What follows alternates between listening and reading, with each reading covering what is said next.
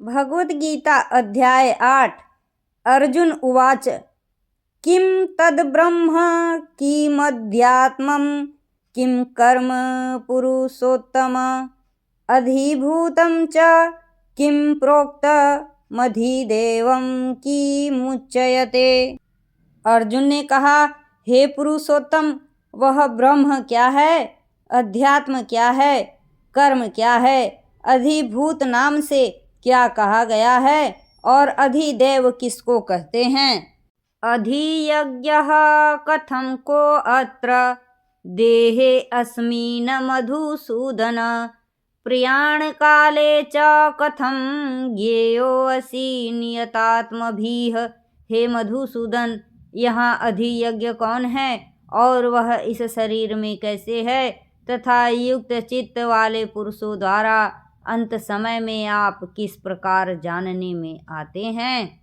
श्री भगवान उवाच अक्षरं ब्रह्म परं स्वभावोऽध्यात्ममुच्यते भूतभावोद्भवकरो विसर्गः कर्म संज्ञितः। श्री भगवान ने कहा, परम अक्षर ब्रह्म है, अपना स्वरूप अर्थात जीवात्मा अध्यात्म नाम से कहा जाता है तथा भूतों के भाव को उत्पन्न करने वाला जो त्याग है वह कर्म नाम से कहा गया है। अधिभूतं क्षरो भावः पुरुष स चाधिदेवतम् अधियज्ञो अहमेवात्र देहे देहभृतांबर।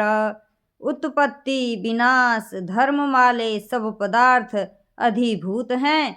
हिरण्यमय पुरुष अधिदेव है और हे देहधारियों में श्रेष्ठ अर्जुन, इस शरीर में मैं वासुदेव ही अंतर्यामी रूप से अधियज्ञ हूँ।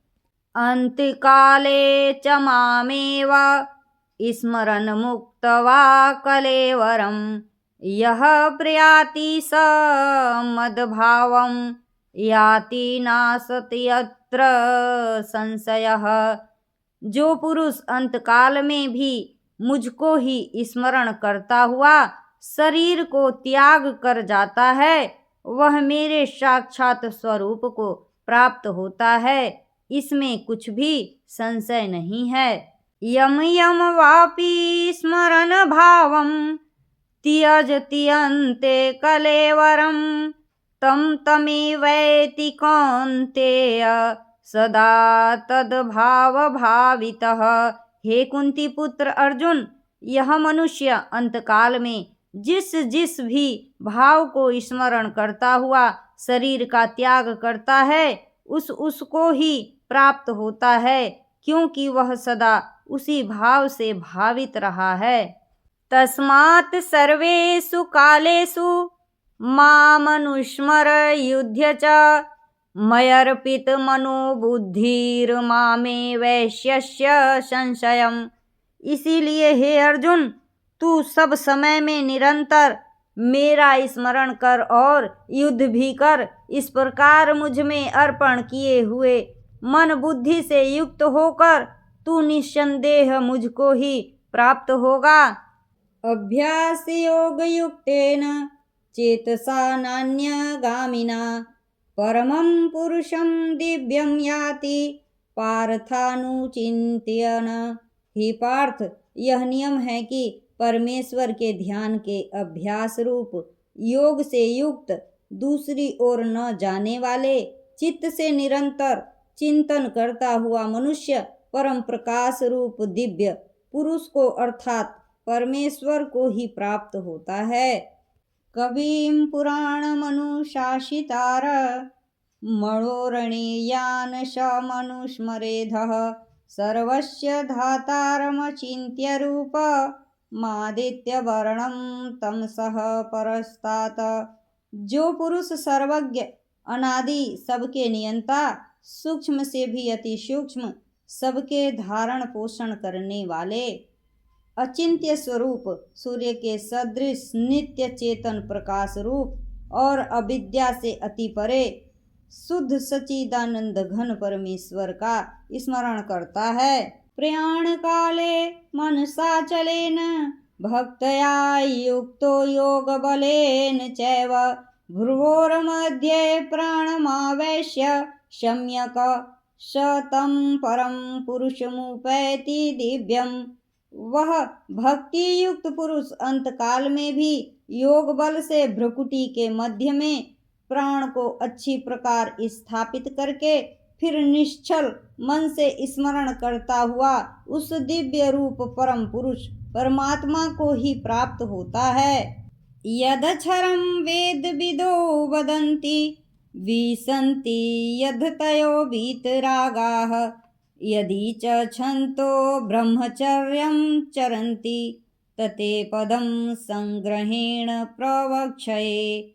वेद के जानने वाले विद्वान जिस सच्चिदानंद घन रूप परम पद को अविनाशी कहते हैं, आसक्ति रहित यत्नशील सन्यासी महात्मा जन जिसमें प्रवेश करते हैं और जिस परम पद को चाहने वाले ब्रह्मचारी लोग ब्रह्मचर्य का आचरण करते हैं, उस परम पद को मैं तेरे लिए संक्षेप से कहूँगा।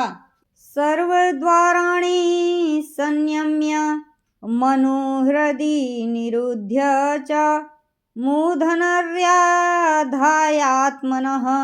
प्राणमा स्थितो योगधारणाम्।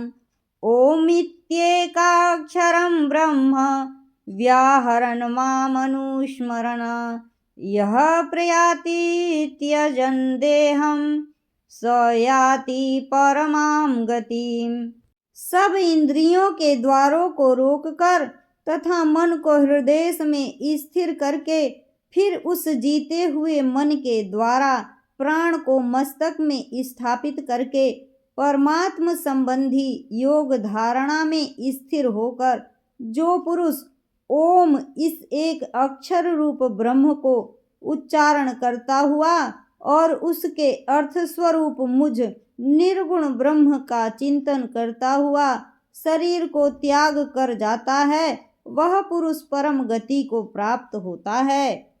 अनन्य चेताः सततं यो मां स्मरति नित्यशः तस्याहं सुलभः पार्थ नित्ययुक्तस्य योगिनः। हे अर्जुन, जो पुरुष मुझ में अनन्य चित होकर सदा ही निरंतर मुझ पुरुषोत्तम को स्मरण करता है, उस नित्य निरंतर मुझ में युक्त हुए योगी के लिए मैं सुलभ हूँ, अर्थात उसे सहज ही प्राप्त हो जाता हूँ।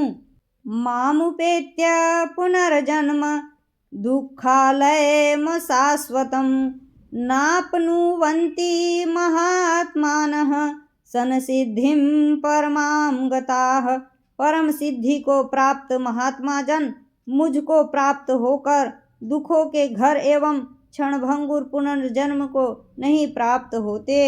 आब्रह्म भुवनालोकाः पुनरावर्तिनो अर्जुन मामुपेत्य तु कौन्तेय पुनर्जन्म न विद्यते।